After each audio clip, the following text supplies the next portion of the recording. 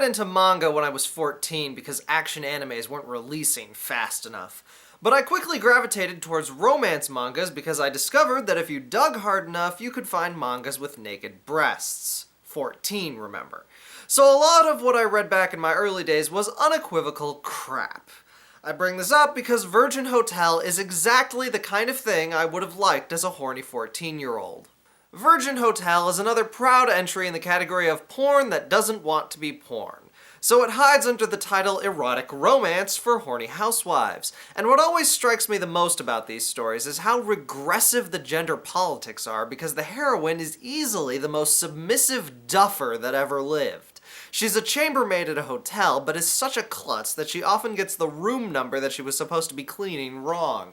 I have no idea how she is still employed, because if she was at my hotel, she would have been booted out so hard that she would have had to get a tattoo to cover up my footprint.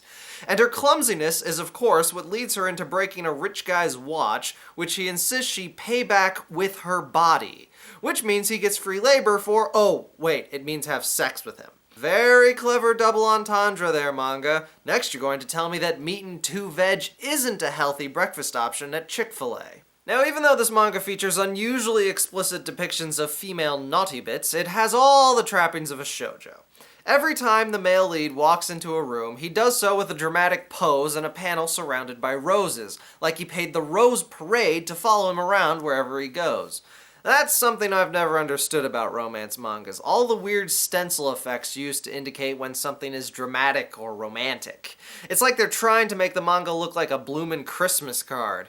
But yeah, the impossibly buff and broad-shouldered guy is not only super hot, but also the rich executive type who just bought the hotel and was doing a stealthy examination of the workings after he purchased it. Doing your research a bit late, aren't you, lad? What would you have done if there was a Brazilian slave pit in the basement or a meth lab in the broom closet? Tried to get a refund with your hotel receipt? He insists the chambermaids serve him, and then he observes her get horny after watching him walk out of the shower.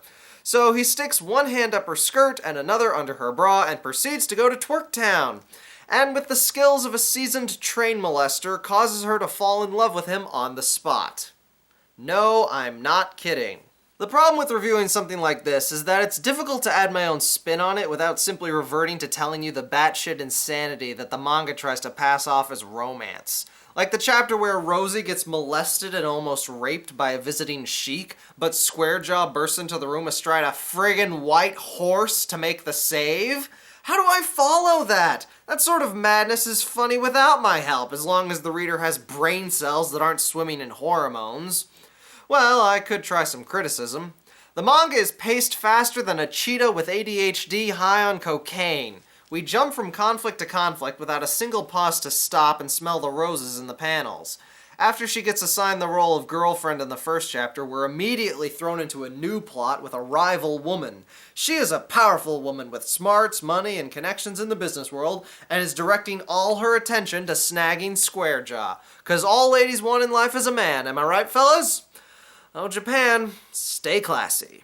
It's honestly really distressing how awful the gender politics are in this.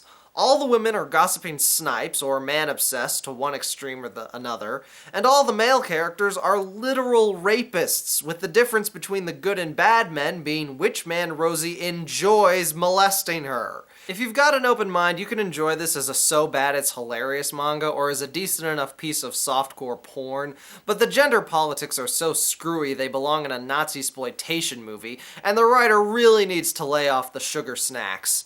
And yes, I'm sure this was written for women, because all the sex scenes are described from Rosie's dunder-headed point of view, as she gazes in wonderment into the eyes of the man who threatened to make her lose her job if she didn't have sex with him.